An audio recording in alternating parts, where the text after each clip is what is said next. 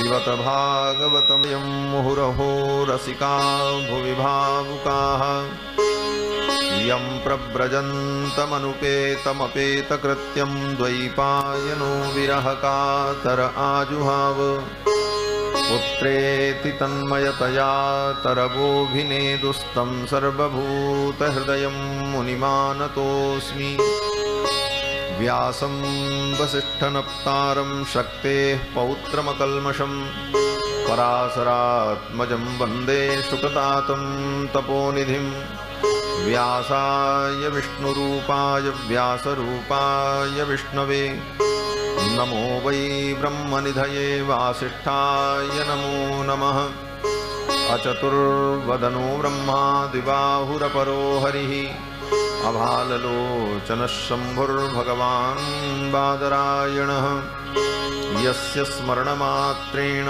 जन्मसंसारबन्धनात् विमुच्यते नमस्तस्मै विष्णवे प्रभविष्णवे ऋग्यजुस्सामरूपाय वेदाहरणकर्मणि प्रणवोद्गीतवपुषे महास्वशिरसे नमः अस्मदाचार्यपर्यन्तां वन्दे गुरुपरम्पराम् शाण्डिकोसलेशार्चकं विश्वक्सेनयतीन्द्रदेशिकपदद्वन्द्वारविन्दाश्रितं स्वाचार्ये सुयतौ जगद्गुरुवरे श्रीरामनारायणे नित्यं सक्तमतिं जगद्गुरुवरं श्रीवासुदेवं भजे। अस्मद्गुरुभ्यो नमः, अस्मत्परमगुरुभ्यो नमः, अस्मत्सर्वगुरुभ्यो नमः। श्रीमते श्रीभाष्यकाराय नमः। श्रीपराङ्कुशपरकालयतिवरवरप्रतिवादिभीकरगुरुभ्यो नमः। श्रीजानकीकान्तस्मरणं श्रीराधाकान्तस्मरणं सन्तपूर्वाचार्या सहायाः सन्तपूर्वाचार्या सहायाः। बोलिए श्री कृष्णचंद्र भगवान की जय। श्रीमद्भागवत ज्ञान यज्ञ की जय। श्री शुकदेव भगवान की जय। श्री वेदव्यास भगवान की जय। सत्य सनातन वैदिक धर्म की जय। जय जय श्री राधे श्याम। पश्चात भगवान की कथा का आस्वादन करेंगे। भज राधे राधे गोविंद गोविंद राधे। भज राधे राधे गोविंद गोविंद राधे। भज राधे राधे गोविंद गोविंद राधे। भज राधे राधे गोविंद गोविंद राधे। गोविंद राधे गोपाल राधे। गोविंद राधे गोपाल राधे। गोविंद राधे गोपाल राधे। गोविंद राधे गोपाल राधे। भज राधे राधे गोविंद गोविंद राधे। भज राधे राधे गोविंद गोविंद राधे। भज राधे राधे गोविंद गोविंद राधे। भज राधे राधे गोविंद गोविंद राधे। गोविंद राधे गोपाल राधे। गोविंद राधे गोपाल राधे। भज राधे राधे गोविंद गोविंद राधे। भज राधे राधे गोविंद गोविंद राधे। भज राधे राधे गोविंद गोविंद राधे। भज राधे राधे गोविंद गोविंद राधे। गोविंद राधे गोपाल राधे। गोविंद राधे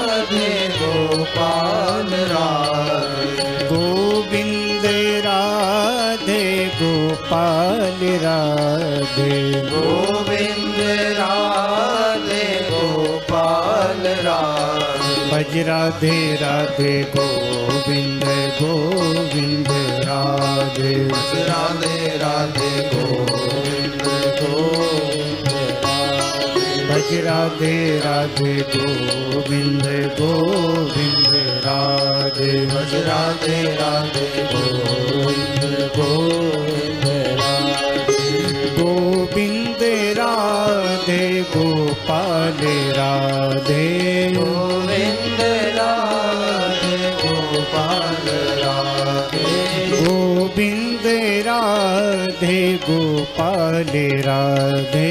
गोविंद राधे गोपाल राधे गोविंद राधे गोपाल राधे गोविंद राधे गोपाल राधे गोविंद राधे गोपाल राधे गोविंद राधे राधे गोपाल राधे गोविंद राधे राधे गोपाल राधे गोविंद राधे गोपाल राधे गोविंद राधे गोपाल राधे गोविंद राधे गोपाल राधे गोविंद राधे गोपाल राधे गोविंद राधे गोपाल राधे गोविंद राधे गोपाल राधे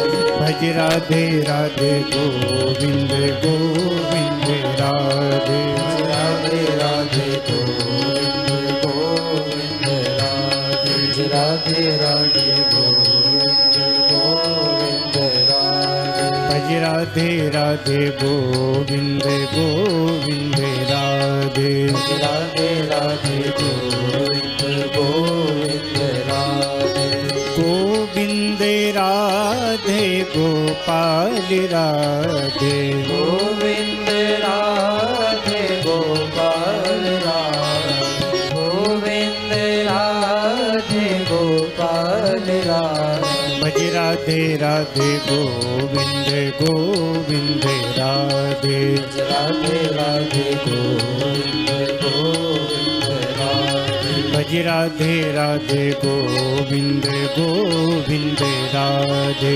राधे राधे गोविंद गोविंद राधे भज राधे राधे गोविंद गोविंद राधे राधे राधे गोविंद गोविंद राधे गोविंद राधे गोपाल राधे गोपाल राधे गोविंद राधे गोपाल राधे बोलो श्री गोविंद भगवान की जय श्री सच्चिदानंद भगवान की जय श्री सुखदेव जी महाराज की जय श्री वेदव्यास भगवान की जय जय जय श्री राधे श्याम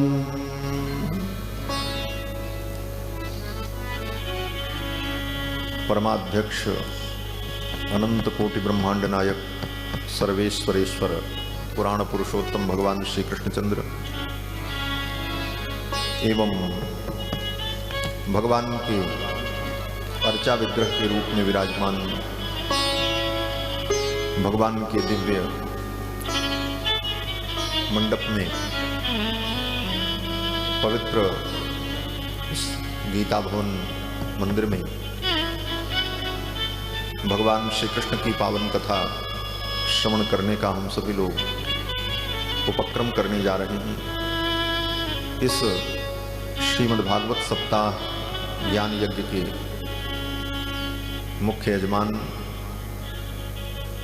श्रीमती कलावती शर्मा जी एवं उनके परिवार के समस्त सदस्यगण, श्री आर्यन शर्मा जी जिनके संकल्प और प्रेरणा से ये कार्यक्रम आज प्रारंभ हो रहा है, एवं दूर दूर से आए हुए श्रद्धालु श्रोता बंधुओं, धर्मानुरागी सज्जनों, श्रद्धामयी माताओं, भगवान की मंगलमयी कृपा के फलस्वरूप इस पवित्र वैशाख मास में भगवान श्री कृष्ण की कथा सुनने के लिए हम सभी लोग समुत्सुक हैं। ये वैशाख का महीना, इसे माधव मास कहते हैं। ये भगवान के नाम पर ही इसका नाम माधव मास है। और ये वैशाख मास, माधव मास बड़ा पवित्र महीना है। इसमें अनेक महापुरुषों का अवतार हुआ है। भगवान शंकराचार्य, भगवान श्री रामानुजाचार्य, नरसिंह भगवान का अवतार, परशुराम जी का अवतार, ये सब इसी पवित्र महीने में हुआ। ये पवित्र वैशाख मास, और ऐसे पवित्र वैशाख मास में परम पवित्र भगवान श्री कृष्ण के पावन चरित्र को हम सभी लोग सुनने और सुनाने का उपक्रम कर रहे हैं श्रीमद् भागवत महापुराण के माध्यम से। श्रीमद् भागवत महापुराण भगवान श्री कृष्ण का ही रूप है। भगवान श्री कृष्ण में और श्रीमद् भागवत महापुराण में रंच मात्र भी अंतर नहीं। भगवान श्री कृष्ण की शब्दमयी मूर्ति श्रीमद् भागवत महापुराण,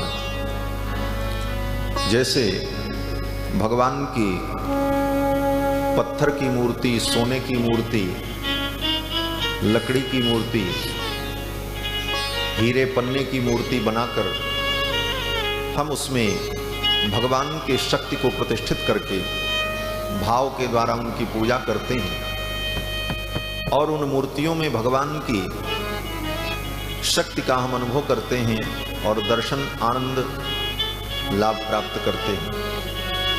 उसी प्रकार से श्रीमद् भागवत महापुराण भगवान की शब्दमयी मूर्ति, शब्दों के द्वारा निर्मित मूर्ति, और इस मूर्ति को श्री वेदव्यास जी ने बनाया। जैसे मूर्ति तो कोई कलाकार बनाता है, उसी प्रकार श्रीमद् भागवत महापुराण रूपी शब्दमयी मूर्ति का निर्माण तो वेदव्यास जी ने किया, लेकिन इसके अंदर भगवान की जो दिव्य ज्योति, दिव्य शक्ति प्रतिष्ठित है, वो किसी के द्वारा निर्मित नहीं है, अपितु भगवान स्वयं इस ग्रंथ में प्रतिष्ठित हो गए। कृष्णावतार में अपनी लीला को पूर्ण करके भगवान श्री कृष्ण जब निज धाम जाने लगे तो उद्धव की प्रार्थना पर भगवान ने अपनी दिव्य शक्ति को श्रीमद् भागवत महापुराण ग्रंथ में प्रत्यक्षावर्तते हरि, भगवान श्री हरि की प्रत्यक्ष वांगमयी मूर्ति, शब्दमयी मूर्ति श्रीमद् भागवत महापुराण,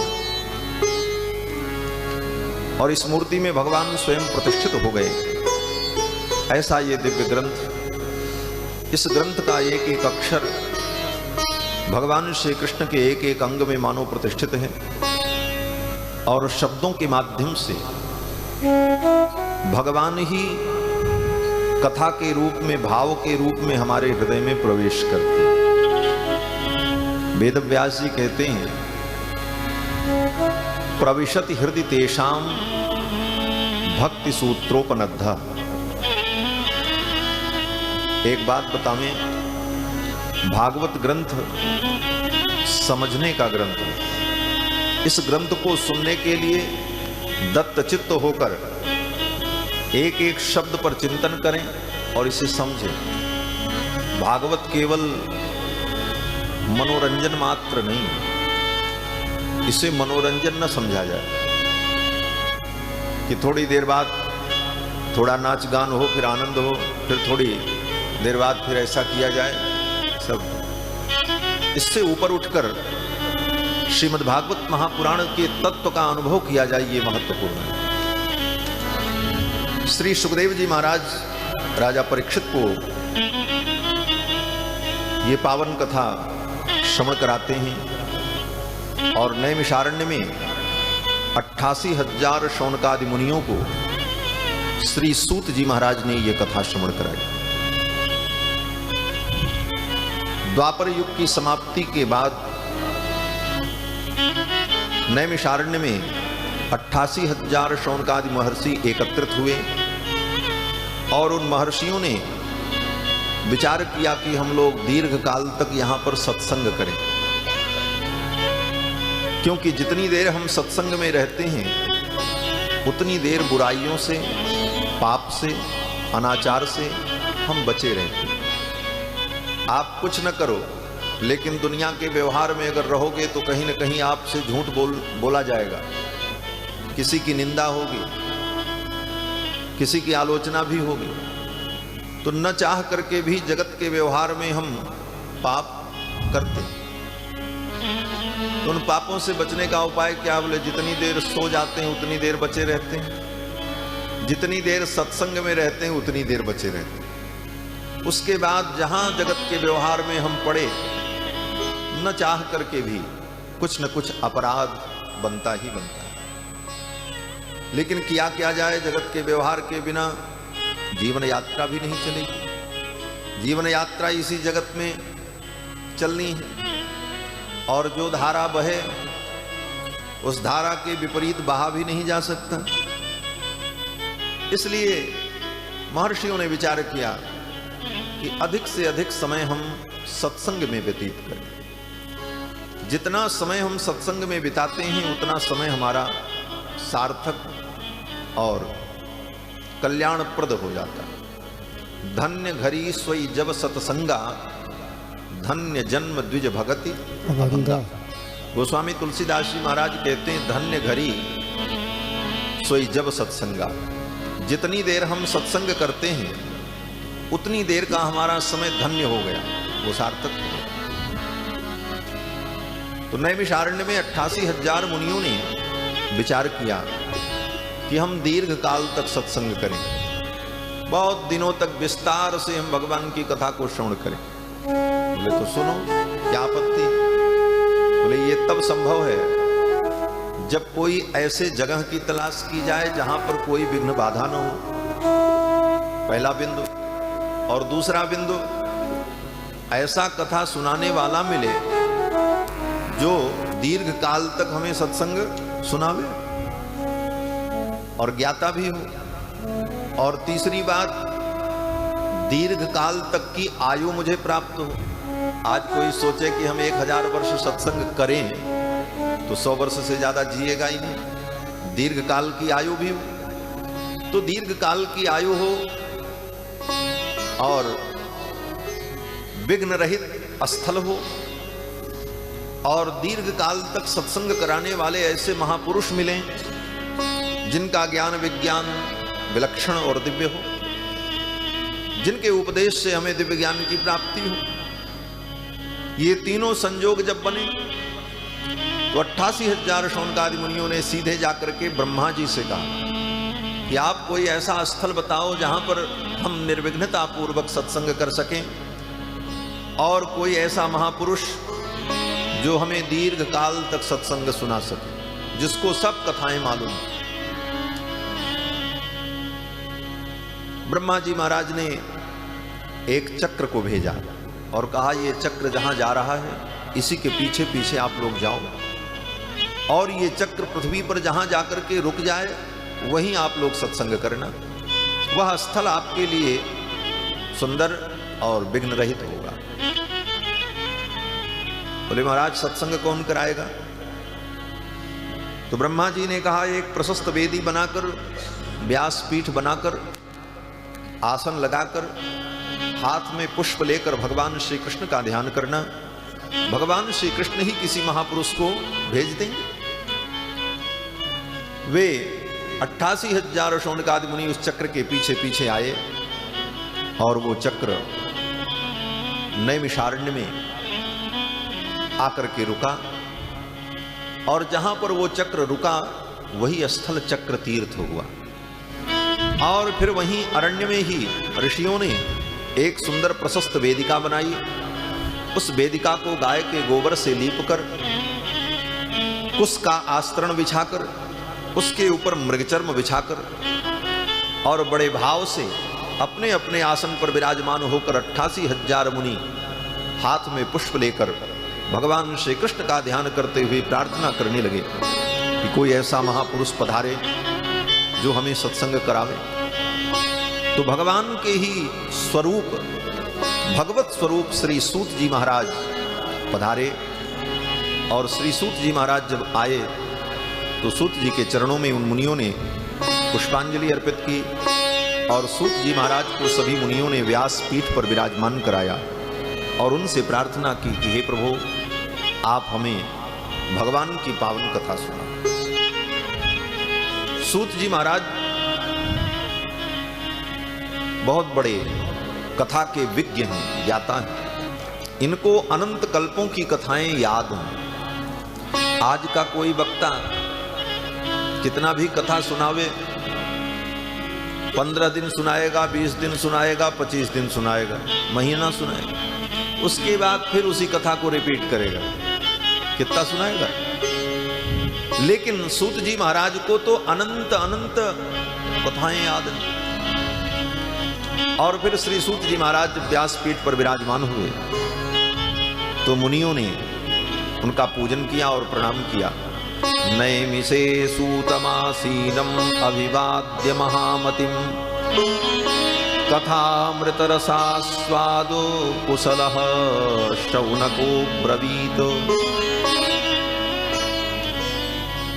नैमिषे सूतमासीनम, नैमिषारण्य में विराजमान सूत जी को प्रणाम किया।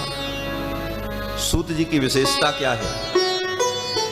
वेदव्यास जी कहते हैं महामतिम, ये महामती, महामती का मतलब महान बुद्धि वाले, महान मति जिनकी। वैसे तो बहुत महान मति दुनिया में होते हैं, लोग कहते हैं बड़े महान मति हैं, लेकिन यहां महामतिम का मतलब जिसकी मति में, जिसकी बुद्धि में, महा माने परमात्मा, परमात्मा का एक नाम है महा। अणोर अणियान महतो महीयान, अत्यंत महनीय परमात्मा का ही एक नाम महान है। ऐसे महान परमात्मा जिसकी बुद्धि में प्रतिष्ठित हो उसको कहते हैं महामतिम।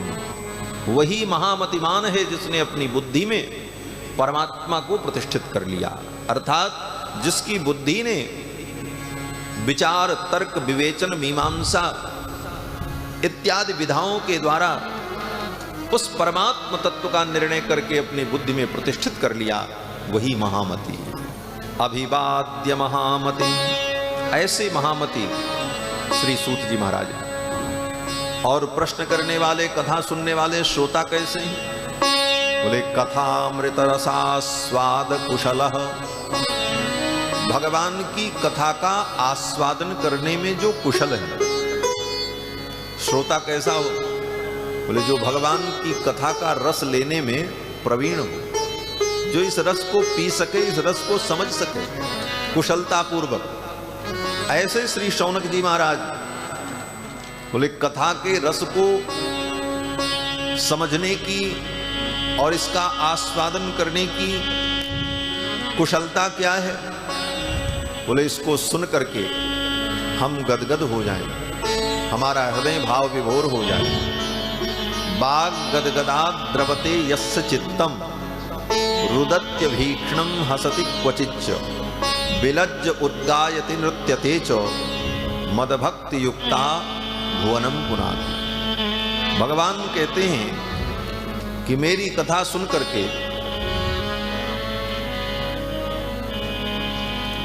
जिसका हृदय गदगद हो जाए, वाणी कंठ अवरुद्ध हो जाए, बाग गदगदात द्रवते यस्य चित्तम, जिसका चित्त, जिसका हृदय द्रवीभूत हो जाए। बोले हृदय का द्रवीभूत होना क्या है? बोले हृदय लिक्विड फॉर्म में आ जाए, यही द्रवीभूत होना है, द्रव्य बन जाए। तो लिक्विड फॉर्म में हृदय कैसे आएगा?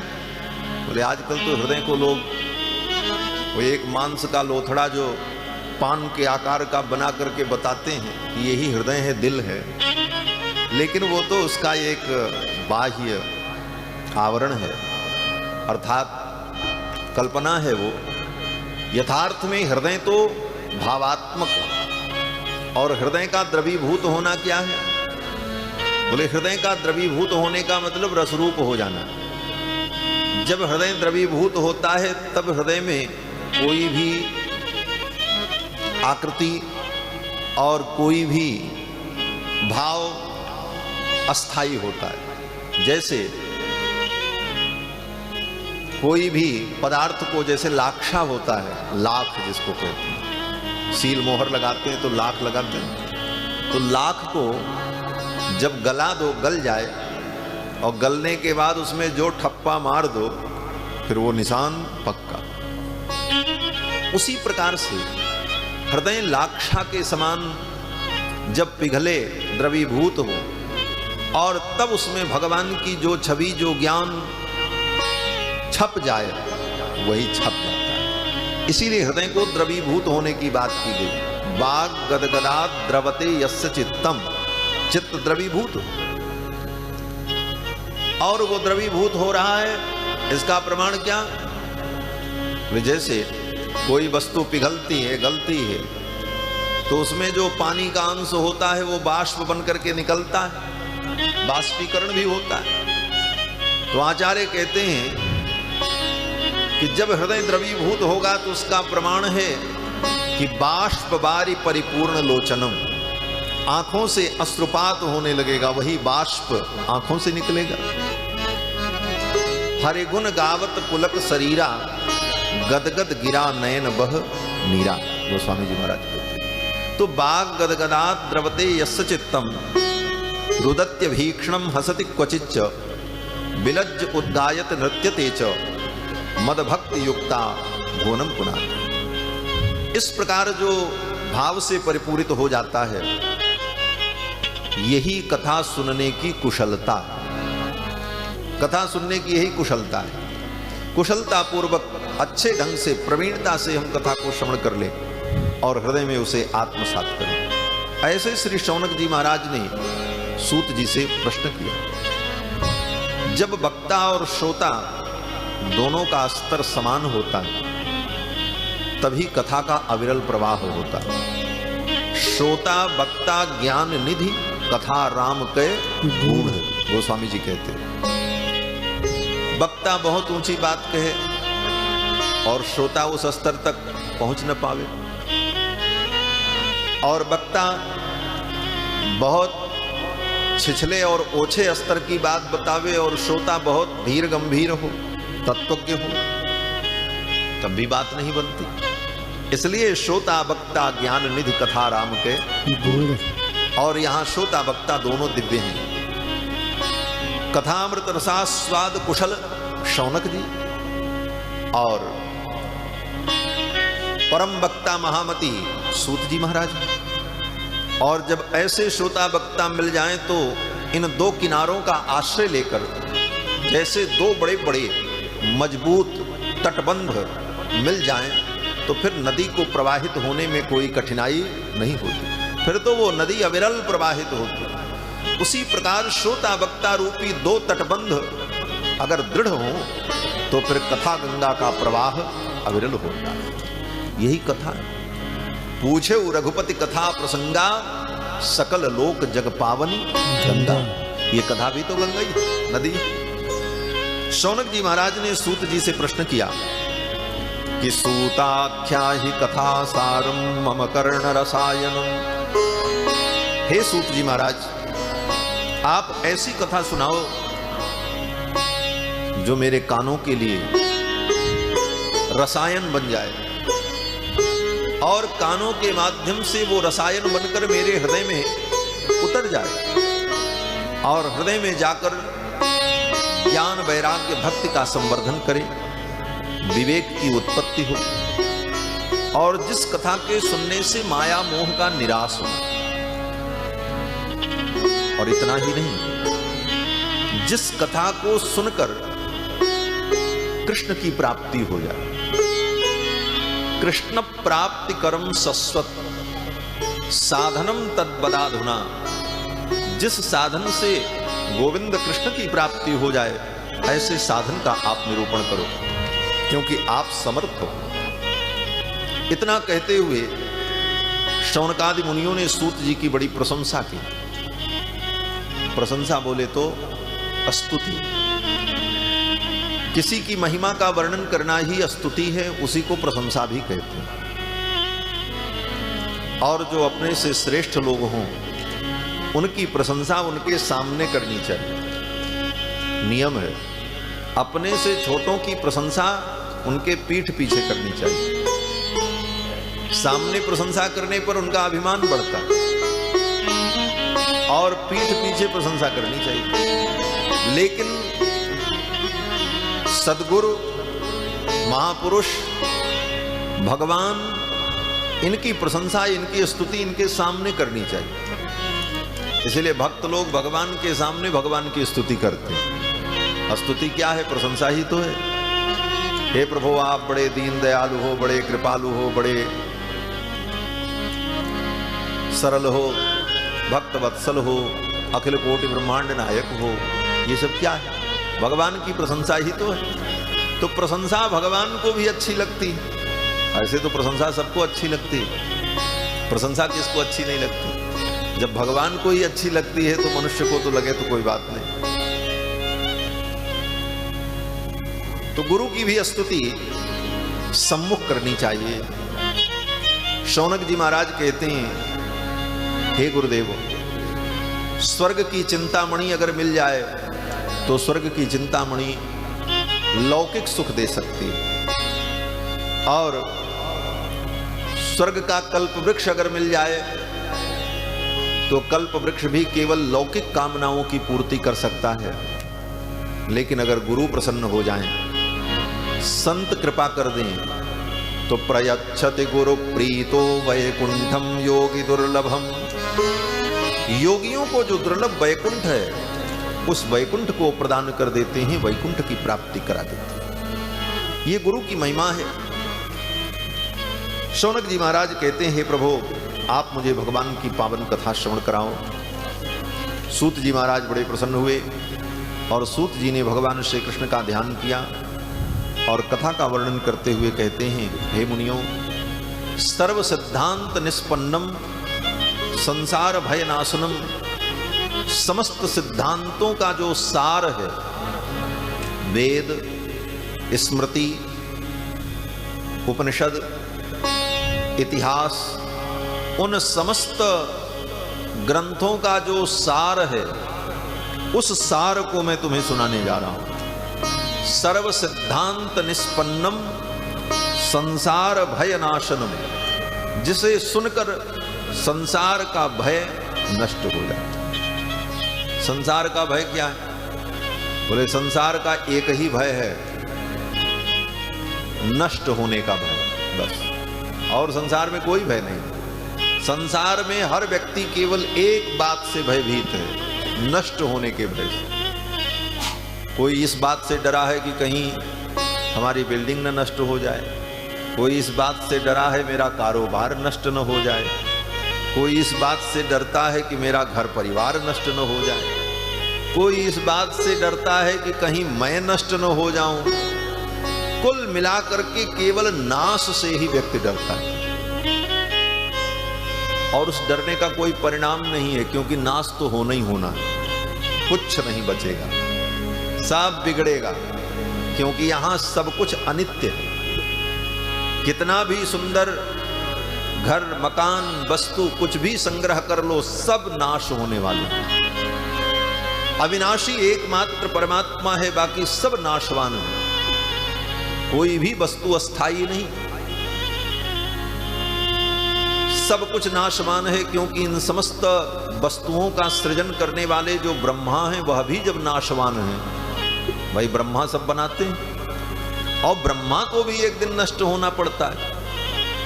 तो जब बनाने वाला स्वयं नाशवान है और जिन संसाधनों से उसने बनाया वो संसाधन भी नाशवान हैं, साधनों को प्राप्त करके भजस्व माम, मेरा भजन करो, मेरे में मन को लगाओ।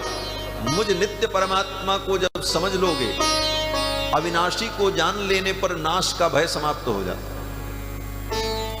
और अविनाशी कौन है? बोले एक परमात्मा और एक अपनी आत्मा, दो ही तत्व अविनाशी हैं। आत्मा का विनाश नहीं होता। गीता में भगवान ने कहा, नैनम छिन्दन्ति शस्त्राणि नैनम दहति पावकः न चैनं क्लेदयन्त्यापो न शोषयति मारुतः। न अग्नि इसको जला सकती है, न दुनिया की कोई तलवार इसे काट सकती है।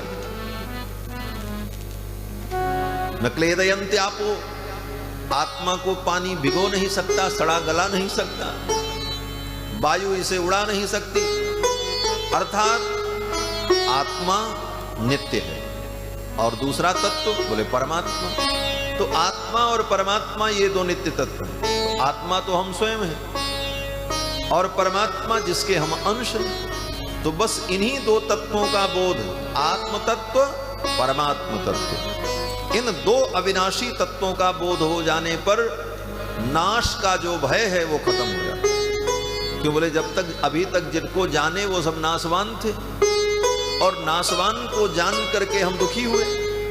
अविनाशी को जान ले तो खत्म हो जाए, सीधा हिसाब है। बहुत कठिनाई नहीं है, समझने लायक बात। तो सूत जी कहते हैं कि सर्व सिद्धांत निष्पन्नम संसार भयनाशनम, समस्त सिद्धांतों का जो सार है और संसार के भय का नाश कर देने वाला है। नाश का जो भय है उसका भी जो नाश कर दे, वही अविनाशी ज्ञान है। वह ज्ञान मैं तुम्हें प्रदान करूंगा। और वो क्या है? बोले श्रीमद्भागवतम शास्त्रम, वही श्रीमद्भागवत शास्त्र। श्रीमद्भागवतम शास्त्रम कलौकीरेण भाषितम। और इस शास्त्र को कलयुग के प्रारंभ में सुखदेव जी ने राजा परीक्षित को सुनाया। ये बात सूत जी शौनकादि मुनियों को नैमिषारण्य में बता रहे हैं। क्योंकि सूत जी ने अपने गुरु सुखदेव भगवान से इस पावन कथा को उस समय सुना था जब सुखदेव जी ने राजा परीक्षित को यह कथा गंगा के तट पर सुनाई। सूत जी कहते हैं, हे मुनियों, मन को पवित्र करने वाला एकमात्र साधन भगवान की कथा है। एतस्मात् अपरम किंचन मनः शुद्धि न विद्यते। मन को शुद्ध करने का एकमात्र साधन भगवान की कथा है। और ये तब मिलती है जब कई जन्मों के पुण्य प्रकट हो। जन्मांतरे भवेत् पुण्यम तदा भागवतम लभेत्। जन्मांतर का जब पुण्य प्रकट होता है, अनेक जन्मों के पुण्य फल देने के लिए उद्यत होते हैं, तब ये कथा मिलती है। ये कथा श्रीमद् भागवत का ये दिव्य ज्ञान पैसे से नहीं मिलता, किसी साधन से नहीं मिलता, किसी वस्तु के बदले में नहीं मिलता। ये तो भगवान की कृपा से और पूर्व जन्म के किए हुए सुकृत कर्मों के परिणाम स्वरूप। अगर किसी वस्तु से इसे प्राप्त कर लिया जाता तो स्वर्ग के देवता इसे खरीद लेते। स्वर्ग के देवता इसे खरीदने आए। सूत जी कहते हैं कि जब राजा परीक्षित को सुखदेव जी कथा सुनाने गंगा के तट पर बैठे तो इंद्र आए और अमृत कलश लेकर के आए। उनके साथ अनेक देवता भी थे। आकर के देवताओं ने सुखदेव जी को प्रणाम किया। शुकम नत्वा वदन सर्वे स्वकार्य कुशलासुराः। अपने कार्य का साधन करने में कुशल परम स्वार्थी देवताओं ने सुखदेव जी को प्रणाम किया और कहा, महाराज, ये जो कथा आप राजा परीक्षित को सुनाने जा रहे हैं, ये कथा आप मुझे दे दीजिए। बोले क्यों? देवताओं ने कहा कि राजा परीक्षित मरने के डर से कथा सुन रहे हैं। आज के 7वें दिन इनको तक्षक नाग काटेगा, इनकी मृत्यु होगी, इसीलिए कथा सुन रहे हैं। तो मैं इसका विकल्प लेकर के आया हूं। बोले क्या? बोले स्वर्ग का अमृत ले आया हूं, इनको अमृत पिला दो। अमृत पी लेंगे तो तक्षक क्या, तक्षक का बाप भी काटे तो कुछ नहीं होगा। अमृत पीने के बाद कोई मरता ही नहीं। और जो कथा आप इनको सुनाने जा रहे हो वो कथा आप मुझे सुनाओ। स्वर्ग का अमृत दे करके भागवतामृत को प्राप्त करने का देवताओं ने प्रयास किया। अब इससे बड़ी कीमत और क्या हो सकती है। स्वर्ग का सबसे बहुमूल्य पदार्थ अमृत, समुद्र का सबसे बड़ा रत्न, ऐसे समुद्र को रत्नाकर कहते हैं, सारे रत्न समुद्र से निकले, लेकिन उन सभी रत्नों में सर्वश्रेष्ठ अमृत है, क्योंकि अमृत के लिए ही समुद्र मंथन हुआ था। और वो अमृत देवता लोग एक दो ड्रॉप नहीं, पूरा कलश ही लेकर के आए थे। सुधा कुंभम गृहीत्वैव देवा तत्र समागमन।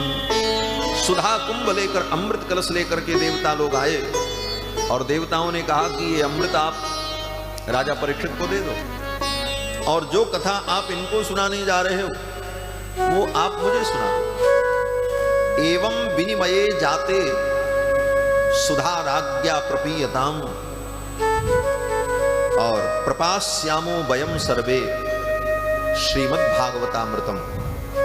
देवताओं ने कहा कि ऐसा विनिमय जब हो जाएगा, व्यापार हो जाएगा, अदला बदली हो जाएगी, तो राजा परीक्षित अमृत पी लेंगे और हम लोग कथामृत पी लेंगे।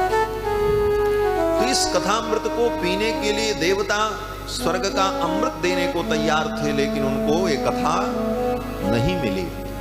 सुखदेव जी ने कहा मैं आप लोगों को कथा नहीं सुनाऊंगा। क्यों?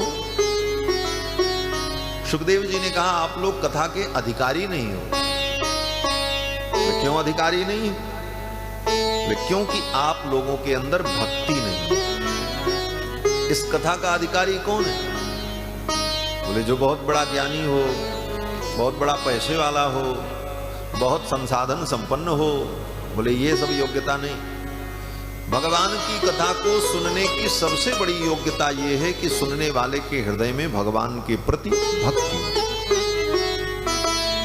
सुखदेव जी कहते हैं आपके अंदर भक्ति नहीं है, इसलिए हम कथा नहीं सुने। अभक्तांस्तांश्च विज्ञाय न ददौ स कथामृतम। उन देवताओं को अभक्त समझकर सुखदेव जी ने उन्हें कथा नहीं सुनी। देवताओं के अंदर भक्ति नहीं दिखाई पड़ी सुखदेव जी को, इसलिए सुखदेव जी ने कहा हम आपको कथा नहीं सुनाएंगे, आप जाओ। देवता लोग उल्टे पांव लौट आए और फिर सुखदेव जी ने राजा परीक्षित को कथा सुनाई। सूत जी कहते हैं ऐसी ये दुर्लभ कथा है कि स्वर्ग का अमृत देने पर भी देवताओं को प्राप्त नहीं। और एक सप्ताह श्रवण मात्र से ये जीव का कल्याण करती है। एक इतिहास सुनाते हुए सूत जी कहते हैं, मुनियों, एक बार देवर्षि नारद घूमते घूमते विचरण करते हुए उत्तराखंड में पहुंचे, बद्रिकाश्रम, बद्री नारायण भगवान की सन्निधि में। और वहां पहले से ब्रह्मा जी के मानस पुत्र सनक, सनंदन, सनातन, सनत कुमार, ये चारों भाई सत्संग करने के लिए आए थे। ये ब्रह्मा जी के मानस पुत्र सनक, सनंदन, सनातन, सनत कुमार ये सदा 5 वर्ष के ही रहते हैं, कभी इनकी आयु बढ़ती नहीं। देखत बालक बहुकालीना, देखने में ये बालक हैं लेकिन बड़े पुराने हैं महाराज। पूर्वेशाम अपि पूर्वजाः, ये पूर्वजों के भी पूर्वज हैं। देखत बालक बहुकालीना, ब्रह्मानंद सदा लय लीना। ब्रह्मानंद में सदा लीन रहते, और इनका केवल एक काम है सत्संग करना, दूसरा कुछ करते ही नहीं। चारों एक साथ रहते हैं, सनक, सनंदन, सनातन, सनत कुमार, ये चारों ब्रह्मा जी के मानस पुत्र हैं। जहां जाते हैं साथ में ही रहते हैं। और इनको सत्संग करने के लिए न किसी श्रोता की जरूरत है न वक्ता की जरूरत है। चारों वक्ता हैं और चारों श्रोता हैं। जहां गए 3 श्रोता बन गए, 1 वक्ता बन गए, कथा शुरू। और जब वो थक गए तो फिर नीचे से एक श्रोता जो है वो व्यासपीठ पर बैठकर वक्ता बन गए और वक्ता श्रोता बन गए, फिर कथा सुनी। इस प्रकार न कोई व्यवस्था न कोई बहुत बड़े आयोजन की जरूरत, कहीं भी ये सत्संग करते रहे। इनके जीवन का व्यसन भगवान की कथा है। आशा बसन व्यसन यह तिनहि रघुपति चरित हों ही तह। इनके जीवन का व्यसन भगवान की कथा। भगवान की कथा को इन्होंने अपने जीवन का व्यसन बना लिया। व्यसन माने नशा, आदत। जैसे किसी को किसी चीज का व्यसन हो जाता तो व्यसन छूटता नहीं, उसी के लिए वो परेशान रहता, कहाँ मिले और कहीं ना कहीं ढूंढ लेता। उसी प्रकार कथा का व्यसन जिसको हो जाए कि हमें कथा सुननी है, फिर वो कथा के बिना नहीं रह सकता। ऐसे व्यसनी श्रोता सनक सनंदन सनातन सनत कुमार बद्रीनाथ धाम में सत्संग के लिए आए थे। तब तक देवर्षि नारद भी पहुंच गए। नारद जी बड़े चिंतित थे। सनकादिकों ने पूछा, मुनिवर आप परम विरक्त महात्मा और इतने चिंतित क्यों, क्या कारण है? तो नारद जी ने कहा, हे मुनिवर, मेरी चिंता का एक कारण है। तो क्या कारण है? नारद जी कहते हैं, मैंने विचार किया कि चल करके पृथ्वी पर भ्रमण करें, और पृथ्वी के अनेक तीर्थों में मैंने भ्रमण किया। पुष्करम च प्रयागम च काशीम गोदावरीम तथा। पुष्कर, प्रयाग, काशी, गोदावरी, इन समस्त तीर्थों में मैंने भ्रमण किया। हरिक्षेत्रम कुरुक्षेत्रम श्रीरंगम सेतुबंधनम।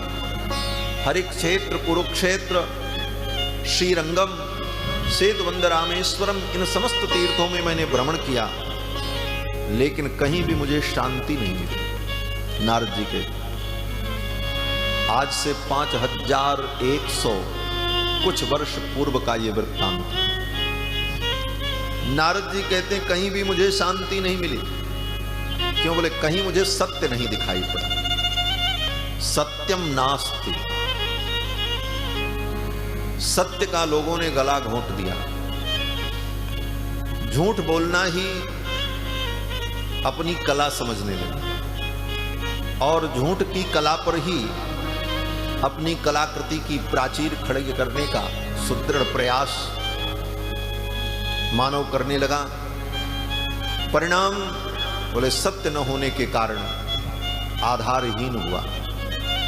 सत्यम नास्ति।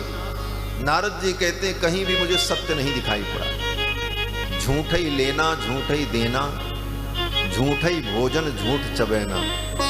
झूठ का ही भोजन, झूठ का ही पानी, झूठ का ही व्यवहार, ये असत्य। और वास्तव में असत्य से बड़ा दुनिया में कोई पाप ही नहीं असत्य सम पातक पुंज। असत्य के समान कोई पातक पुंज है ही नहीं। श्री गोस्वामी जी महाराज कहते हैं, नारद जी कहते हैं कि मैंने देखा कहीं सत्य नहीं दिखाई पड़ा। सत्यम नास्ति तपस्सौचम। तपस्या कहीं नहीं दिखाई पड़ी मुझे। तपस्वी नाम से तो बहुत से लोग दिखाई पड़े।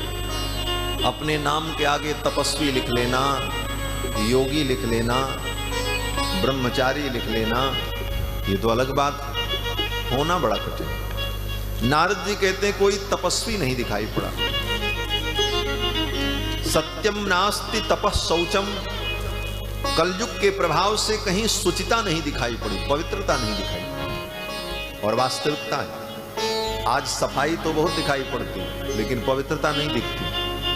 हम स्वच्छ तो बहुत रहते हैं, लेकिन पवित्र नहीं रहते। ये बहुत मूलभूत बातें हैं। स्वच्छता और पवित्रता में जमीन आसमान का अंतर होता है। आज हम स्वच्छता को ही पवित्रता मान बैठे, लेकिन स्वच्छता और पवित्रता के मूलभूत अंतर को हमें समझना चाहिए। स्वच्छता और पवित्रता में अंतर क्या है? बोले, पवित्रता शास्त्र सम्मत होती, धर्म सम्मत होती, और स्वच्छता हमारे बुद्धि का विषय होता है। स्वच्छता हम समझते हैं लेकिन पवित्रता नहीं समझते। और यहां तक भ्रम है कि हमने स्वच्छता को ही पवित्रता मान लिया, लेकिन दोनों में बहुत अंतर है। जो वस्तु स्वच्छ हो वो वस्तु पवित्र भी हो कोई जरूरी नहीं। बोले जैसे गाय के चमड़े का बना हुआ सोफा गद्दी गाय के चमड़े से बनाई जाए और उसमें सारी कलाकृति करके खूब उसे सजा दिया जाए, स्वच्छ सुंदर तो दिखने में वो लगेगा लेकिन पवित्र नहीं होगा। आपके घर का टॉयलेट उसको ब्लीच कर दीजिए, धो दीजिए, बढ़िया साफ कर दीजिए, चम चम चमकेगा, स्वच्छ हो जाएगा, लेकिन वो पवित्र नहीं हो सकती। तो पवित्रता और स्वच्छता में इतना अंतर। हम लॉन्ड्री के धुले हुए कपड़े, धोबी के धुले हुए कपड़े को स्वच्छ तो देखते हैं, बड़ा साफ है, तो सारे दाग धब्बे मिटा दिए, एकदम साफ है, लेकिन वो पवित्र नहीं है, पूजा में पहनने योग्य नहीं है। पूजा में पहनने योग्य तो वही वस्त्र है जो अपने हाथ से धुले जाते हैं। हमने धुल करके पवित्र जगह पर डाल करके जिसको सुखाया वो वस्त्र पहन करके ही पूजा करने का विधान। तो स्वच्छता और पवित्रता में इतना अंतर है। पवित्रता शास्त्र सम्मत होती है और स्वच्छता हमारे बुद्धि का विषय है। और इस अंतर को शास्त्र के द्वारा ही समझा जा सकता है। जैसे दुनिया में किसी भी मरे हुए पशु की हड्डी अपवित्र होती है।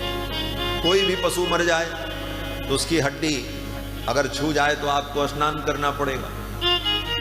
लेकिन शंख क्या है? बोले शंख भी हड्डी ही है, समुद्र से निकलता है। और उस शंख को धो करके मंदिर में रखते हैं, उसी शंख में जल भर करके भगवान का अभिषेक करते हैं, वो पवित्र है। क्यों? बोले शास्त्र ने उसको पवित्र कहा। तो जहां पर शास्त्र जो पवित्रता का विधान करता है वो पवित्रता, उसी को सुचिता कहते हैं। वही सुचिता है, उसी को शौच कहते हैं। और शौच दो प्रकार का होता है, एक आभ्यंतर, एक बाह्य। बाह्य सुचिता क्या है? बोले शरीर पवित्र कर रखना, जहां पर हम रहें वो स्थान पवित्र हो, वस्त्र पवित्र हो, खाने की वस्तुएं पवित्र हो, ये तो बाह्य सुचिता है। और आभ्यंतर सुचिता, भीतर की पवित्रता। बोले भीतर की पवित्रता के लिए सत्य, निष्ठा, परोपकार, भक्ति, परमात्मा का स्मरण, भगवान का नाम, ये सारे साधन हमारे हृदय को पवित्र करते हैं, अंतःकरण को पवित्र करते हैं। तो नारद जी कहते हैं मैंने सब जगह भ्रमण किया, सत्य कहीं नहीं दिखाई पड़ा, सफाई तो बड़ी दिखाई पड़ी लेकिन पवित्रता नहीं दिखाई पड़ी। सत्यम नास्ति तपः शौचम दया दानम न विद्यते, दया और दान नहीं दिखाई पड़ा। सर्वत्र धर्म के विपरीत आचरण मैंने देखा और घूमते घूमते मैं वृंदावन में आया। नारद जी कहते हैं वृंदावन में यमुना के तट पर मुझे एक अद्भुत दृश्य दिखाई पड़ा। एक युवती स्त्री विलाप कर रही थी, रो रही थी, और उसके अगल बगल दो वृद्ध पुरुष पड़े हुए थे। अनेक स्त्रियां उसकी सेवा कर रही थी। मैंने सोचा कोई होगी, दुनिया इतनी लंबी है, कोई आया होगा, रो रहा होगा, कुछ होगा। तो तब तक उस स्त्री ने मुझे देख लिया। नारद जी ये कथा सनकादिकों से कह रहे हैं। नारद जी कहते हैं उस स्त्री ने मुझसे कहा कि भो भो साधो क्षणम तिष्ठ मत चिंतामपि नाशय। हे साधु, एक क्षण के लिए रुक जाओ और मेरी चिंता का नाश करो, मैं बहुत दुखी हूं। दर्शनम तव लोकस्य सर्वथाग हरम परम। आप जैसे संत का दर्शन समस्त प्रकार के अघ और पाप का नाश करने वाला है। नारद जी महाराज रुक गए और नारद जी ने पूछा, हे देवी आप कौन हो, आपका परिचय? उस देवी ने कहा कि हे मुनिवर, मैं भगवान की भक्ति ही मूर्तिमती होकर के वृंदावन में जमुना के तट पर रो रही है। नारद जी तो प्रसन्न भी हुए कि जिस भक्ति को बड़े बड़े ज्ञानी ढूंढते हैं, जिस भक्ति को प्राप्त करने के लिए बड़े बड़े मुनि महात्मा प्रयासरत होते हैं, ऐसी भक्ति का साक्षात दर्शन मुझे हो गया। इस बात से प्रसन्नता हुई और दुख इस बात का हुआ कि ये भक्ति महारानी रो क्यों रही, कारण क्या। और वास्तव में ये चिंतनीय है कि वृंदावन जैसे धाम में, कृष्ण की उस पावन भूमि में, जहां की एक एक रजकण गोविंद के चरणों से संपृक्त होकर, संस्पृष्ट होकर ब्रह्मत्व को प्राप्त हो चुकी हो, ऐसी भूमि में जाकर के भक्ति भी रो रही, क्या कारण। नारद जी ने कहा, देवी आपके दुख का कारण क्या है, आप क्यों दुखी हो। तो भक्ति महारानी ने कहा कि ये दोनों वृद्ध जो मेरे अगल बगल पड़े हैं, ये दोनों मेरे पुत्र हैं, एक का नाम ज्ञान है और एक का नाम वैराग्य। नारद जी ने कहा, आप जवान हो और ये आपके बच्चे बूढ़े हो गए, ऐसा कैसे हो। तो भक्ति महारानी ने कहा कि ये कलयुग के प्रभाव से बूढ़े हो गए। ज्ञान वैराग्य नामानौ काल योगेन जर्जरौ, इनका नाम ज्ञान वैराग्य है, कलयुग के प्रभाव से ये जर्जर हो गए, बूढ़े हो गए। अर्थात कलयुग में भक्ति तो रहती है लेकिन ज्ञान वैराग्य बूढ़े हो जाते हैं। भक्ति जवान है और उसके बेटे बूढ़े हो गए। और कलयुग में ऐसा ही होता है। भक्ति तो है, श्रद्धा है, भक्ति न होती तो तीर्थों में इतनी भीड़ क्यों होती, श्रद्धालु क्यों जाते, इतनी कथाएं क्यों होती। आज की इस आधुनिक दुनिया में, जहां आज का आधुनिक विज्ञान चंद्रमा और मंगल पर जाने की तैयारी कर चुका और जा चुका, जहां आज का विज्ञान ब्रह्मांड के अनेक अनेक रहस्यों को खोजने में लगा है, आज का विज्ञान कह रहा है ईश्वर नाम की कोई वस्तु नहीं है, हम मनुष्य अपनी बुद्धि से सब कुछ कर सकते हैं। ऐसे तर्कशील युग में, ऐसे तार्किक वातावरण में भी आज का मानव और दिल्ली, बंबई, अमेरिका, लंदन, ऐसे जगहों पर रहने वाले लोग भी भगवान के प्रति श्रद्धावान हैं। अगर भक्ति नहीं है तो क्यों श्रद्धावान है, भक्ति तो है, भक्ति में कोई कमी नहीं। बोले तो कमी क्या है, बोले भक्ति तो है लेकिन ज्ञान और वैराग्य दृढ़ नहीं हो पा रहा, ज्ञान वैराग्य कमजोर बने। वैराग्य का मतलब, बोले संसार के विषयों के प्रति जो आसक्ति है, जो अटैचमेंट है, जो लगाव है, वो लगाव नहीं छूट रहा। हम संसाधनों के अधीन होकर उसी के लिए तड़प रहे हैं और मन में इतना भय व्याप्त है कि दुनिया के संसाधन नहीं होंगे तो हम कैसे जिएंगे, कैसे रहेंगे। और संसार के इन संसाधनों के प्रति जो हमारी आसक्ति है, मोह है, वो वैराग्य को दृढ़ नहीं होने देती। और ये कब होगा, बोले जब ज्ञान दृढ़ होगा। और ज्ञान भी दृढ़ नहीं, ज्ञान कहां से होगा, बोले ज्ञान का मतलब सत असत का ज्ञान। संसार नाशवान है, ये सब नष्ट होगा, परमात्मा ही एकमात्र अविनाशी है, उस अविनाशी परमात्मा को हम जाने, ये तत्व ज्ञान हो। तो ज्ञान होगा, वैराग्य होगा, दोनों एक दूसरे के पूरक हैं। कभी ज्ञान पहले आएगा तब वैराग्य होगा, कभी वैराग्य पहले आएगा तब ज्ञान होगा। तो ज्ञान वैराग्य ये भक्ति के पुत्र हैं। भक्ति हो आपके जीवन में और ज्ञान वैराग्य न हो, बोले तो वो भक्ति बांझ है, उसको बंध्या कहते हैं। जैसे बंध्या पुत्र को जन्म नहीं देती तो उसका स्त्री होना निंदनीय मान लिया जाता है कि भाई स्त्री का धर्म था संतानोत्पत्ति करके वंश की वृद्धि करना, और उसमें वो सक्षम नहीं हो सकी।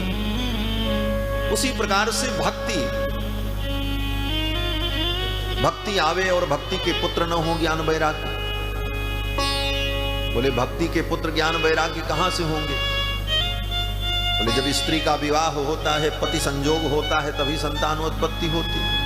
अब पति कौन है? बोले पति परमात्मा। भक्ति का परमात्मा से जब विवाह होता है, भक्ति का परमात्मा से जब संबंध होता है, तब उसके पुत्र ज्ञान वैराग्य उत्पन्न होते हैं। और ज्ञान वैराग्य उत्पन्न तो हुए, लेकिन सब बूढ़े हो गए, जर्जर हो गए कलयुग के प्रभाव से। इसीलिए भक्ति वृंदावन में रो रही है। इसका सीधा सीधा अर्थ है कि आपके पास कितनी भी भक्ति हो, लेकिन ज्ञान वैराग्य को अगर दृढ़ नहीं करोगे जीवन में, तो भक्ति तुम्हें वृंदावन तक ले जाए, अयोध्या ले जाए, हिमालय में ले जाए, लेकिन वहां भी जाकर के रोते ही रहो, वहां भी रोना नहीं छूटेगा। रोने से निवृत्ति तभी होगी जब ज्ञान वैराग्य दृढ़ हो। वृंदावन में जाकर के यमुना के तट पर भक्ति भी रो रही है, कारण बोले उसके पुत्र ज्ञान वैराग्य अस्वस्थ। नारद जी समझ गए और नारद जी ने कहा देवी आप चिंता मत करो। अच्छा ये बताओ आप आई कहां से हो? तो भक्ति महारानी ने कहा मैं दक्षिण भारत से आई हूं। उत्पन्ना द्रविणे साहम वृद्धिम कर्नाटके गता। द्रविण देश में मैं पैदा हुई और कर्नाटक में मैं बड़ी हुई। क्वचिन क्वचिन महाराष्ट्रे, महाराष्ट्र में मेरा कहीं कहीं प्रचार प्रसार हुआ। गुर्जरे जीर्णताम गता। गुजरात में आते आते मैं जीर्ण हो गई, मैं तो बूढ़ी हो गई। भक्ति दक्षिण में पैदा हुई, तमिल प्रांत में। इसीलिए भक्ति मार्ग के प्रमुख आचार्य दक्षिण भारत में ही प्रकट हुए। बाद में परवर्ती आचार्यों ने उस भक्ति का उत्तर भारत में विस्तार किया। दक्षिण के आलवार संत भूत योगी, सरो योगी, महद योगी, नम्माड़वार और पेरी आलवार इत्यादि जो संत हुए हैं, 12 आलवार, उन आलवारों ने भक्ति का विस्तार दक्षिण में किया। फिर उस भक्ति के सिद्धांत को भगवत पाद श्री यामुनाचार्य ने, नाथ मुनि ने, रामानुजाचार्य ने उसको सुव्यवस्थित किया, जो कि दक्षिण के आचार्य। बाद में उस सिद्धांत को मध्वाचार्य, निम्बारकाचार्य और वल्लभाचार्य जैसे महापुरुषों ने उसको पल्लवित और पुष्पित किया अपने अपने ढंग से। और ये सभी आचार्य, वल्लभाचार्य, निम्बारकाचार्य, मध्वाचार्य, भगवान रामानुजाचार्य, ये सब दक्षिण के ही। इन लोगों ने भक्ति के सिद्धांत को जब सुव्यवस्थित किया, तो उसी सिद्धांत का अनुभव करके श्री रामानंदाचार्य, सूरदास जी महाराज, रहीम, रसखान, कबीर, तुलसी, मीरा, इन सभी संतों ने उत्तर भारत में उस भक्ति का जन जन तक विस्तार किया। भक्ति महारानी कहती द्रविण में मेरा प्रादुर्भाव हुआ। उत्पन्ना द्रविणे साहम वृद्धिम कर्नाटके गता। और कर्नाटक में मैं जवान हुई। महाराष्ट्र में मेरा कहीं कहीं प्रचार हुआ। और गुर्जरे जीर्णताम गता। गुजरात में आकर के मैं जीर्ण हो गई, फिर बूढ़ी हो गई। लेकिन वहां से किसी प्रकार मैं वृंदावन आई, तो वृंदावनम पुनः प्राप्य नवीनेव स्वरूपिणी। वृंदावन में आते ही वृंदावन के प्रभाव से मैं तो जवान हो गई, लेकिन मेरे ये बेटे ज्ञान वैराग्य भी बूढ़े, इनको आप स्वस्थ कर दें। नारद जी ने कहा अच्छा। तो नारद जी ने सोचा ज्ञान वैराग्य को स्वस्थ करने का यही उपाय है कि इनको प्रवचन सुनाया जाए, उपनिषद की बात, वेदांत की बात, दर्शन शास्त्र की बातें समझाई जाएं, तो ज्ञान दृढ़ होगा। इसी प्रसंग में भक्ति महारानी ने नारद जी से एक प्रश्न पूछा। भक्ति महारानी ने कहा महाराज ये बताओ, आप तो सब जगह जाते हो, मेरे प्रश्न का आप ये उत्तर दो कि ये कलयुग जब इतना खराब है, तो इस कलयुग को राजा परीक्षित ने छोड़ क्यों दिया? कलयुग राजा परीक्षित के सामने आया था, सरेंडर कर दिया। राजा परीक्षित चाहते तो उसे मार देते, लेकिन छोड़ दिया, बोले जाओ तुम भी रहो आराम से। भक्ति महारानी कहती राजा परीक्षित अगर इस कलयुग को मार दिए होते तो सारी समस्या ही खत्म हो जाती, कुछ होता ही नहीं। लेकिन राजा परीक्षित ने इसे छोड़ क्यों दिया? और दूसरा प्रश्न ये कि मानो राजा परीक्षित ने छोड़ दिया, लेकिन भगवान तो सब कुछ देख रहे हैं, वो सर्वज्ञ है। करुणा पारेण हरिणाप्यधर्म कथमीक्षते, करुणा सागर भगवान इस अधर्म को कैसे सहन करते हैं। भगवान तो सर्वसमर्थ हैं, वो चाहे तो 1 मिनट में सब ठीक हो जाए मामला, कहीं कुछ गड़बड़ ना हो। इवं में संशय छिंदी, इस संशय को आप हमारे दूर करो। और वास्तव में ये संशय हमारे आपके मन में भी हो। कभी कभी भक्तों के मन में ये भाव आता है कि महाराज ये भगवान सब इतना क्यों ऐसा करा, चारों तरफ अधर्म, पाप, हत्याएं, विपरीत आचरण, जब सारी सृष्टि के नियामक भगवान हैं, भगवान के संकल्प के बिना एक पत्ता नहीं हिलता, तो फिर ये सब क्यों हो रहा। इस प्रश्न का उत्तर न मिलने पर कभी कभी भक्तों के मन में भी नास्तिकता के बीज अंकुरित होने लगते हैं, लेकिन फिर सत्संग से वो संभल जाते हैं। भक्ति महारानी ने कहा ऐसा क्यों, तो नारद जी ने बड़ा सुंदर उत्तर दिया। नारद जी कहते हैं, देवी, जिस दिन भगवान कृष्ण अपनी लीला को पूर्ण करके निज धाम गए, उसी दिन कलयुग आ गया। यदा मुकुंदो भगवान क्षमाम त्यक्त्वा स्वपदंगतः, जिस दिन भगवान मुकुंद इस पृथ्वी को छोड़कर स्वपदंगतः निज धाम गए, तद्दिनात् कलिरायातः, उसी दिन कलयुग आ गया। सर्व साधन बाधकः, और इसने समस्त साधनों को बांध दिया, सब साधन बिगाड़ दिए। जप तप नियम पवित्रता आचार विचार मठ मंदिर की परंपराएं गुरुकुल आवास वर्णाश्रम धर्म जितने धर्म के मूल थे सब जगह इसने विकार पैदा। सर्व साधन बाधकः, समस्त साधनों को इसने बांधा। लेकिन इस कलयुग को राजा परीक्षित ने केवल इस कारण से छोड़ दिया, कलयुग में दोष तो बहुत है लेकिन इसमें एक गुण भी बहुत अच्छा है। बोले क्या गुण है?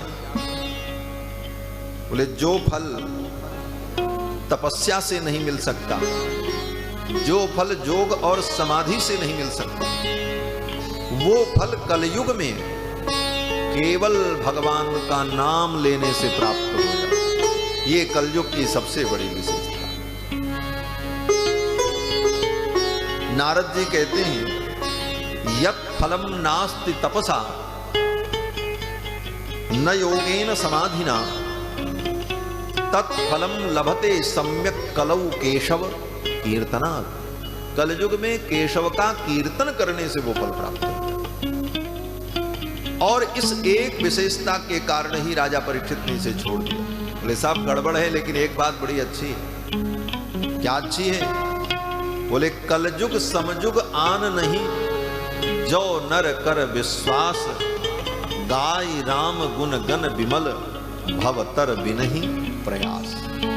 गोस्वामी तुलसीदास जी कहते हैं इस कलिकाल की एक विशेषता यह है कि बिना प्रयास के ही जीव भवसागर से पार हो सकता है, भगवान के गुणों को गा करके सुन करके और भगवान का नाम लेकर। और कलयुग की एक विशेषता बड़ी अद्भुत है, जो विशेषता गोस्वामी जी महाराज बता रहे हैं। कलिकर एक पुनीत, कलिकर एक पुनीत प्रतापा, कलिकर एक पुनीत प्रतापा, मानस पुण्य होई नहीं पापा, मानस पुण्य होई नहीं पापा, कलिकर एक पुनीत प्रतापा, कलिकर एक पुनीत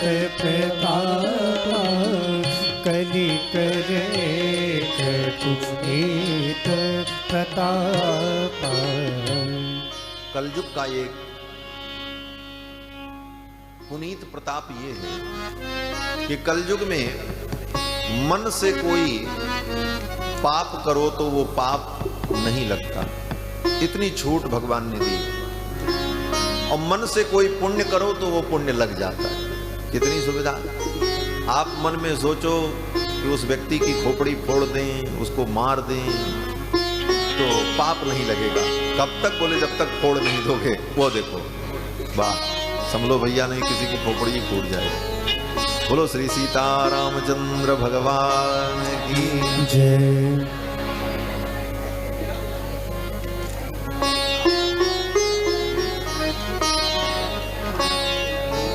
हाँ? शांति से बैठ जाए, कोई दिक्कत नहीं। बोलो श्री सीता रामचंद्र भगवान की जय। सीताराम सीताराम सीताराम जय सीताराम। सीताराम सीताराम सीताराम जय सीताराम।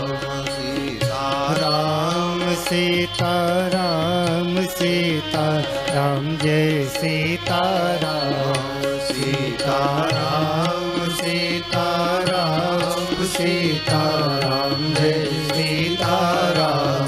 सीताराम सीताराम सीताराम जय सीताराम। राधे श्याम राधे श्याम राधे श्याम जय राधे श्याम। राधे श्याम राधे श्याम राधे श्याम जय राधे श्याम। राधे श्याम राधे श्याम राधे श्याम जय राधे श्याम।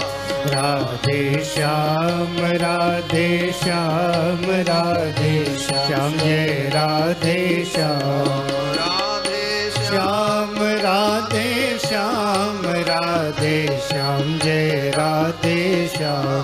राधे श्याम राधे श्याम राधे श्याम जय राधे श्याम। राम सीताराम सीताराम जय सीताराम। सीताराम सीताराम सीताराम जय सीताराम। राधे श्याम राधे श्याम राधे श्याम जय राधे श्याम। राधे श्याम राधे श्याम राधे श्याम जय राधे श्याम। राधे श्याम राधे श्याम राधे श्याम जय राधे श्याम। राधे श्याम राधे श्याम राधे श्याम जय राधे श्याम। राधे श्याम राधे श्याम राधे श्याम जय राधे श्याम। बोलो श्री सीता रामचंद्र भगवान की जय। मैं निवेदन कर रहा था कि कलयुग में आप पाप करने की सोचो तो सोचने मात्र से आप पापी नहीं हो जाओगे। ऐसे तो पाप के विषय में सोचना भी नहीं चाहिए, उचित तो यही है। लेकिन अगर किसी संस्कार के कारण पाप का संकल्प मन में पैदा हुआ तो तब तक कोई दिक्कत नहीं है, जब तक आप उस पाप को करोगे नहीं। लेकिन पुण्य के विषय में बोले, पुण्य करने का मन में संकल्प आया, मन से आपने सोच लिया तो पुण्य हो जाए। आपका मन किया कि हम वृंदावन जाएं, वृंदावन की परिक्रमा लगावें, गोवर्धन की परिक्रमा करें, जमुना में डुबकी लगावें, बोले मन से आपने सोचा तो आपको पुण्य हो गया। मन ने सोचा चलो अयोध्या चलकर श्री रघुनाथ जी का दर्शन करें, तो अयोध्या यात्रा का पुण्य आपको प्राप्त हो गया। मानस पुण्य हो ही नहीं पापा। मन से पुण्य तो होता है लेकिन पाप नहीं होता। इस कलयुग की विशेषता को देख करके राजा परीक्षित ने सोचा कि कलयुग को छोड़ दें, रहेगा तो कितने जीवों का कल्याण हो जाएगा। राम नाम लेकर के, भगवान का नाम लेकर के लोग तरेंगे, और इसका भी समय है, इसको भी भगवान ने ही बनाया है, तो कलयुग को कौन भगा सकता है। इस कारण से राजा परीक्षित ने कलयुग को छोड़ दिया। बोले तो फिर भगवान ने क्यों इस कलयुग को प्रश्रय दे रखा है। बोले भगवान जानते हैं कि कलयुग में यही सब होना है, समय का यही प्रभाव है, इसलिए भगवान भी चुपचाप कलयुग के इस आतंक को देखते रहते हैं। किस प्रकार से कहते अयम तो युग धर्मो ही वर्तते कस्य दूषणम अतस्तु पुंडरीकाक्षः सहते निकटे स्थिता। ये युग धर्म है ऐसा सोचकर भगवान भी इसको सहन करते रहे। भक्ति महारानी कहती हैं, हे प्रभु आप मेरे दुख को दूर करें, मेरे पुत्र ज्ञान वैराग्य को स्वस्थ कर दें। कम करो इंस्ट्रूमेंट। भक्ति महारानी ने कहा आप मेरे पुत्र ज्ञान वैराग्य को स्वस्थ कर दें। तो नारद जी महाराज ने ज्ञान वैराग्य को ठीक करने के लिए उपनिषद गीता सब सुना दिया।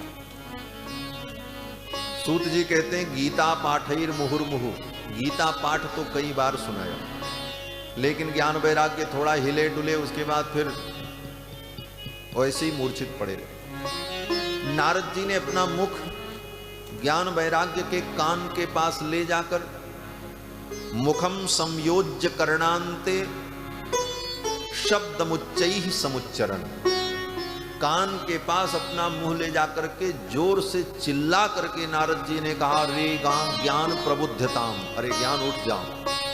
जैसे कोई बहुत गहरी नींद में सोया हो तो उसके कान के पास जाके चिल्लाना पड़ता, अरे भाई उठो। उसी प्रकार नारद जी ने ज्ञान वैराग्य को जगाने का प्रयास किया, लेकिन ज्ञान वैराग्य नहीं उठा, पड़े रहे। तब नारद जी को बड़ी चिंता हुई, बोले गीता सुना दिया, वेद वेदांत सुनाया, ज्ञान वैराग्य दृढ़ नहीं हुए, स्वस्थ नहीं हुए, ये अचेत पड़े हैं, क्या करें। उसी समय आकाशवाणी हुई कि हे देवर्षि आपका उद्यम सफल होगा, आपका प्रयास सफल होगा, इसके लिए आपको सत्कर्म करना होगा। और इतना कह करके आकाशवाणी बंद हो गई।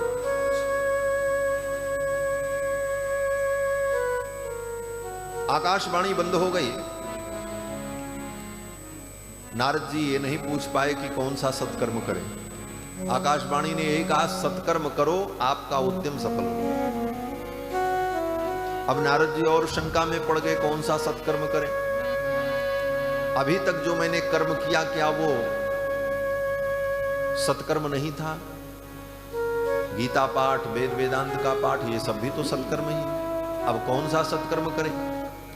नारद जी को समझ में नहीं आया और नारद जी ने भक्ति महारानी से कहा आप रुको, हम तो चले। बोले कहां?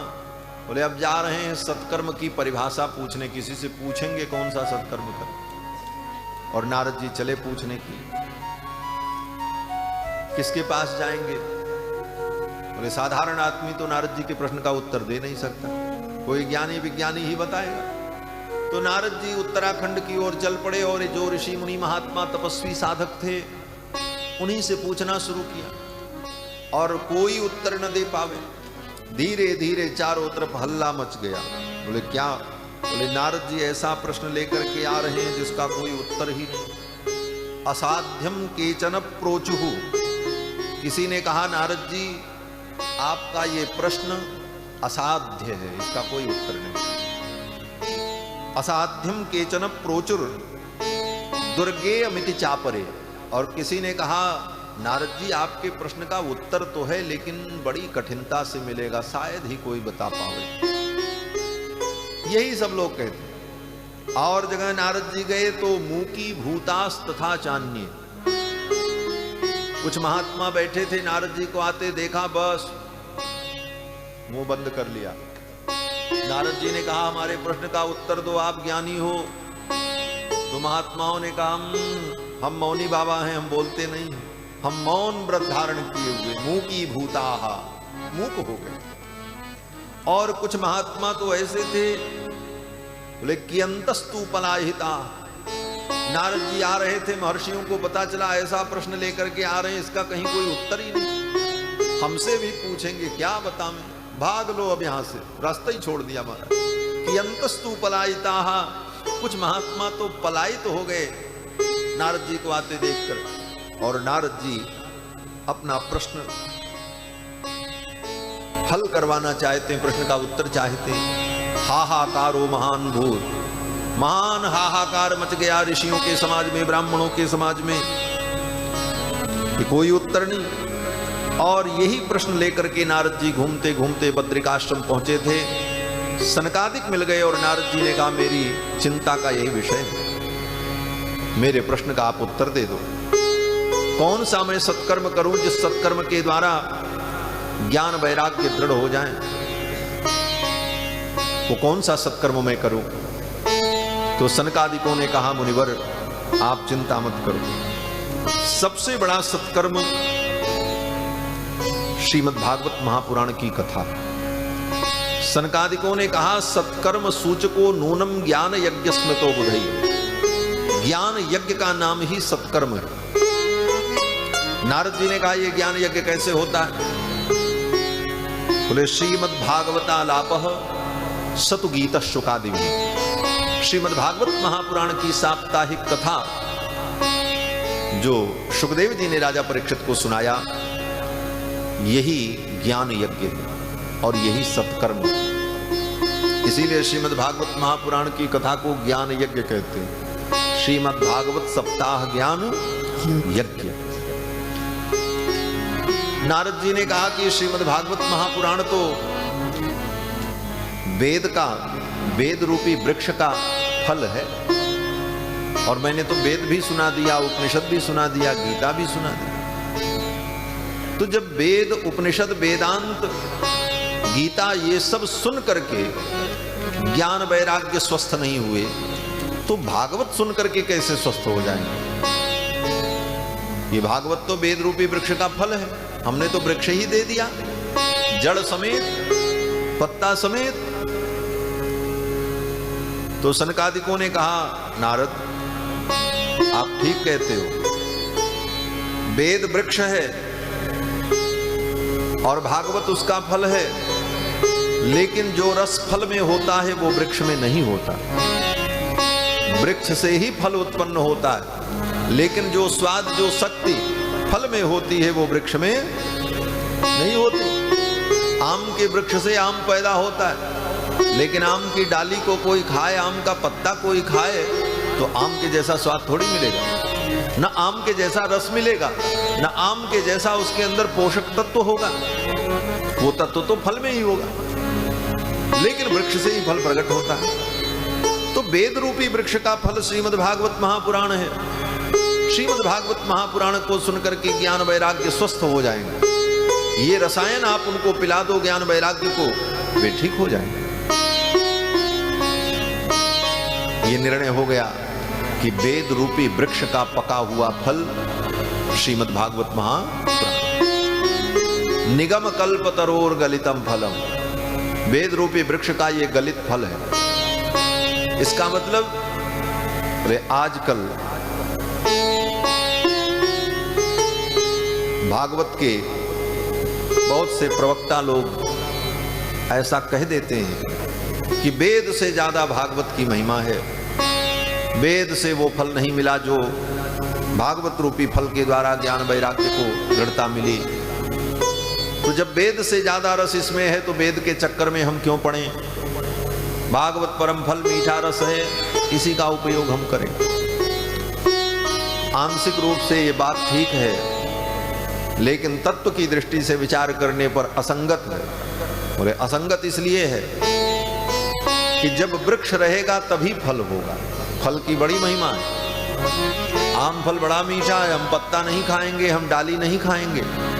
आम खाने से ही पेट भरेगा, रस मिलेगा, लेकिन सोच लेना जब पेड़ नहीं रहेगा तो आम भी नहीं रहेगा। जब वृक्ष रहेगा तभी फल लगेगा, और फल तो वर्ष में एक बार मिलेगा, लेकिन एक बार वर्ष में हमें फल मिले एक सीजन में, उस एक सीजन के फल के लिए पूरे सालों साल उस पेड़ की सुरक्षा करनी पड़ती, तब वो फल मिलता है। एक महीने के लिए आम का फल मिलता है, लेकिन 11 महीने उस पेड़ को बचा करके रखते हैं, उसे सींचते हैं, तब जा करके वो फल मिलता समय आने पर। उसी प्रकार त्रेता, सतयुग, द्वापर, इन युगों से आज तक ऋषियों ने, ब्राह्मणों ने वैदिक धर्म को जो बचा करके रखा, वेद की परंपरा को बचा करके रखा, उसका फल ये हुआ कि द्वापर युग में आने पर भागवत रूपी फल की प्राप्ति हुई, नहीं तो भागवत भी नहीं मिलती। और भागवत मिल गया इसलिए अब हमें पेड़ की जरूरत नहीं है, पेड़ काट डालें। पेड़ को काट डालोगे तो एक बार तो फल मिल गया, दोबारा फिर फल नहीं मिलेगा। और पेड़ बचा रहेगा तो बार बार फल मिलता रहेगा। अगर वेद बचा रहेगा तो बार बार भागवत रूपी फल मिलता रहेगा। और वैदिक सिद्धांत अगर विलुप्त हो गया, वैदिक परंपराएं नष्ट हो गई, तो न भागवत बचेगा न रामायण बचेगी, कुछ नहीं बचेगा। क्योंकि सबका मूल वेद है। वेदो खिलो धर्म मूलम, धर्म का अखिल धर्मों का मूल वेद है। वेदात सर्वम प्रसिद्ध्यति, समस्त प्रकार का ज्ञान विज्ञान वेदों में निहित है। और ऐसे निगम का, वेद का परिपक्व फल श्रीमद् भागवत महापुराण। सनकादिक बड़े प्रसन्न हुए, बोले भागवत महापुराण से ज्ञान वैराग्य स्वस्थ हो जाएंगे। बोले हाँ स्वस्थ हो जाएंगे। बोले तो कहां पर कथा सुनाई जाए? तो सनकादिकों ने कहा चलो हरिद्वार में कथा हो। और सनकादिक नारद जी को लेकर के बद्रीनाथ धाम से उतर करके हरिद्वार में आए। हरिद्वार से समतल भूमि प्रारंभ हो जाती है, अर्थात ज्ञान की बहुत ऊंचाई पर बैठकर भक्ति और वेदांत के सिद्धांत को समझना ठीक है, लेकिन सामान्य जन को अगर उसका उपदेश करना हो तो व्यवहार के धरातल पर व्यक्ति को उतर के आना पड़ेगा। उस ज्ञान की ऊंचाई पर बैठकर उस सरिता को प्रवाहित करना संभव नहीं, इसीलिए हरिद्वार में उतर करके आए। गंगा द्वार समीपे तु तटमानंद नामकम। हरिद्वार का एक नाम गंगा द्वार है।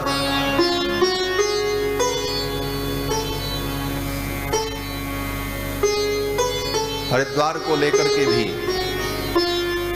बड़ा विवाद लोगों में होता है। वैष्णव भक्त कहते हैं इसका नाम हरिद्वार है। बोले क्यों? बोले ये हरि का द्वार है, यहां से हरि के यहां जाया जाता है। हरि कौन? बोले बद्रीनाथ भगवान। तो शंकर जी के भक्त कहते हैं नहीं, इसका नाम हरद्वार है। क्यों? बोले हर माने भगवान शंकर, और केदारनाथ भी यहीं से जाया जाता है। ये हर का द्वार है इसलिए हरद्वार। और वैष्णवों ने कहा ये हरि का द्वार है इसलिए हरिद्वार। वेद व्यास जी ने कहा न हरद्वार न हरिद्वार, दोनों झगड़ा मिटा दो, इसका नाम गंगा द्वार है। गंगा द्वार समीपे तु तटमानंद नामकम। वेद व्यास जी इसका नाम कहते हैं गंगा द्वार है। गंगा द्वार क्यों? बोले गंगा का संबंध हरि से भी है और हर से भी है। हरि के चरणों से निकलकर हर के मस्तक पर विराजमान होने वाली गंगा, इसलिए इसका नाम गंगा द्वार कर दो, झगड़ा ही मिट जाए। सनकादिकों ने कहा गंगा द्वार समीपे तु तटमानंद नामकम। गंगा के द्वार पर जो आनंद नाम का तट है, यहीं पर कथा हो। रम्यम एकांत देशस्थम हेम पद्म सुसौरभम। ये रमणीय है और एकांत है। कथा का स्थल ऐसा ही होना चाहिए, एकांत हो और रमणीय हो, सुंदर हो, शांति जहां पर हो, तभी कथा का आनंद होता। और सड़क के किनारे कथा हो, पता लग गाड़ी मोटर का हारन बज रहा है, हल्ला गुल्ला मच रहा है, न श्रोता सुन पा रहे हैं न वक्ता को ठीक से आनंद आ रहा। कथा का स्थान ऐसा हो जहां पर शांति हो और पवित्रता हो।